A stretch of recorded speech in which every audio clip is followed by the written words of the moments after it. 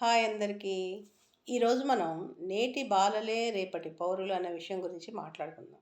ఎందుకంటే ఉదయం నేను పనుండి బయటికి వెళ్ళినప్పుడు రోడ్డు పైన ఇద్దరు పిల్లలు కాగితాలు ఏరుకోవటం చూశాను. ఆ దృశ్యం చూసినాక నా మనసు బాగా చెలించిపోయింది. అందుకే చిన్న వీడియోతో మేము ముందుకు వచ్చాను.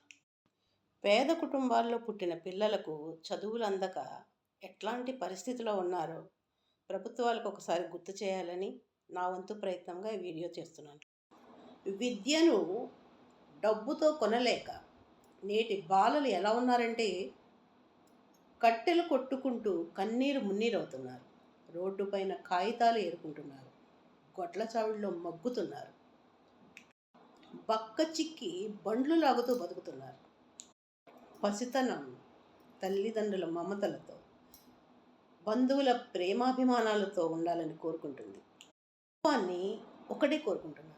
ఇలాంటి బాలల కోసం చట్టాలను పటిష్టం చేయండి. ప్రాథమిక నిర్బంధ విద్యలను అమలు చేయండి.